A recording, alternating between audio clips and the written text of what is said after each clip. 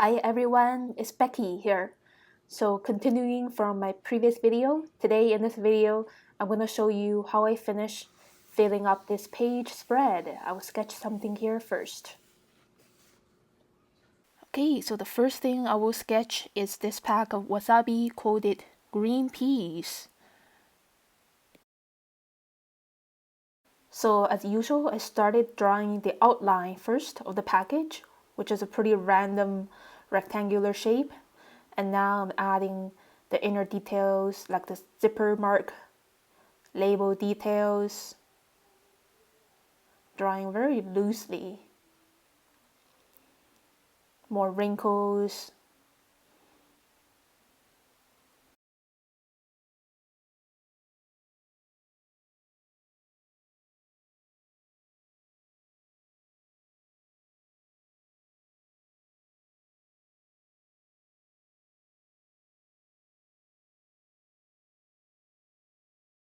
So there's so many green peas on this package surface. So I'm actually doing that really loosely. I'm not trying to match every single pea that's on there in the right place. So as I draw, I'm also darkening the gap areas between the peas. So there's more kind of depths. A lot of overlappings here. Adding some quick hatching there. Okay, so now I'm ready to paint with watercolors. That was pretty quick drawing, about 5 minutes. So I wetted the whole area first with clear water. As always, I'm adding the lightest tone, a mix of yellow, lemon yellow, and light green. Light green for this part of the package, quite watery, very transparent for the first layer. Wet on wet, some medium tone of green, verdant green. Nice soft blending there.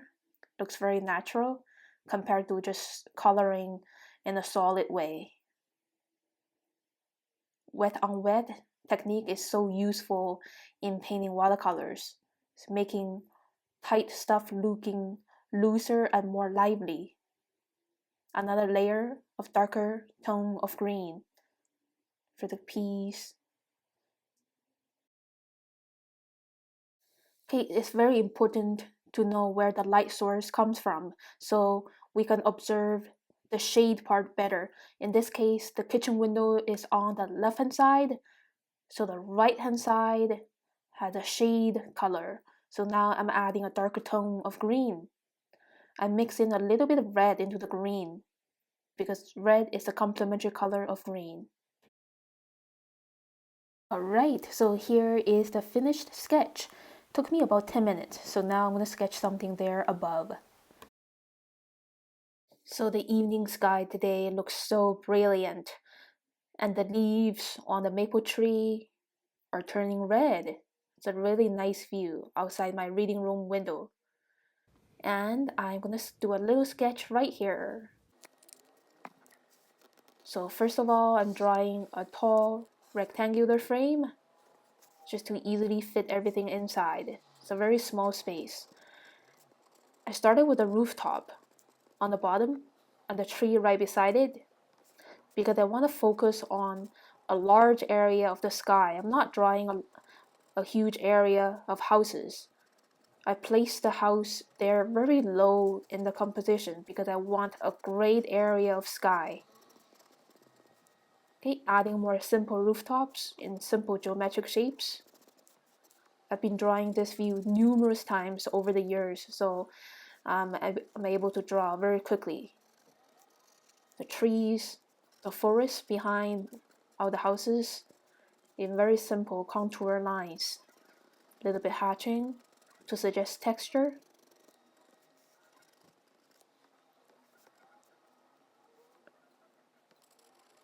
And drawing the outline of the maple leaves reaching into this picture.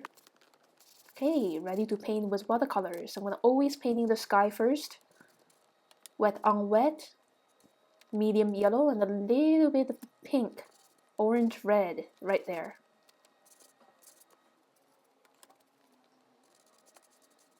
cerulean blue blending in. So the sky should have more details, but now that area is too wet.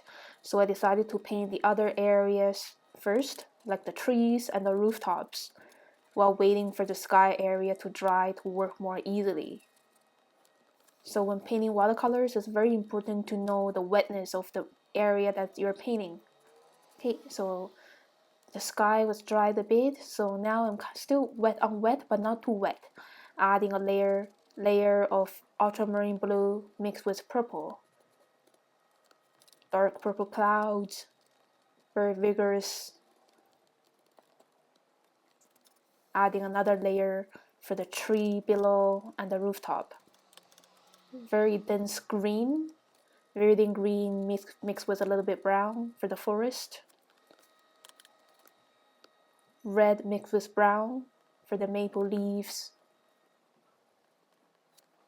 And that's it. That was a really quick 10-minute sketch. And I have a teeny tiny area there that I really want to sketch something. Wow, the sky from the other window looks so beautiful too. I think I want to do a really quick sketch.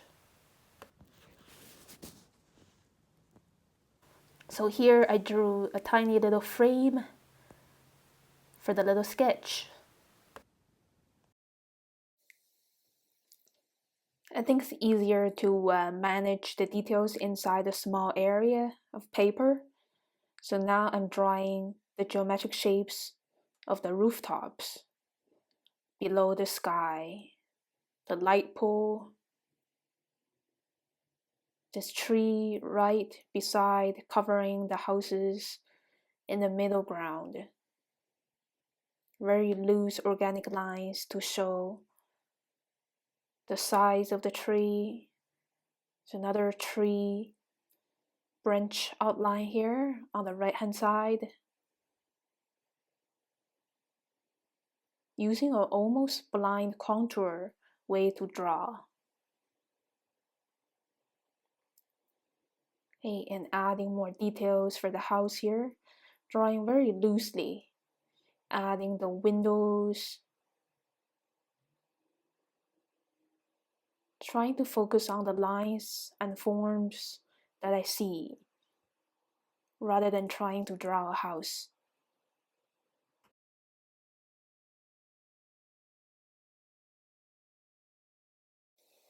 Okay, so now I'm ready to paint with watercolors after drying for about 2 minutes. Just grabbing my watercolors, wetting the sky area first with clear water, blending on some magenta and orange yellow,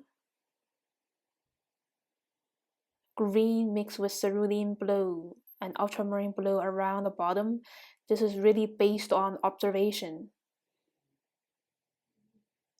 Now I have here is the wet on wet blending. Second layer, wet on wet, magenta mixed with a tiny bit of purple, using thin brushstrokes to show the thin streaks of clouds.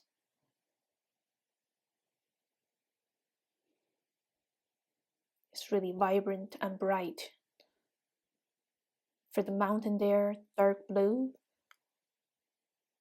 And for the trees, it's very similar to the wasabi beans package color.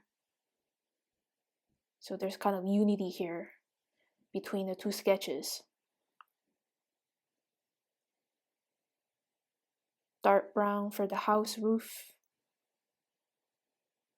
Leftover gray for the darker parts of the house on the right hand side. Another layer of darker tone of green. So the trees look more pop-up and three-dimensional. And that's pretty much it. I'm not going to overwork on it. And here is the finished art journal spread.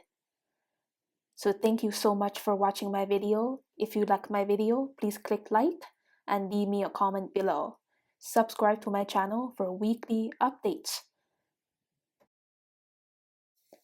If you have any questions, please don't hesitate to leave me a comment below. I really enjoy reading your comments. And I will see you very soon next time. Have a great day.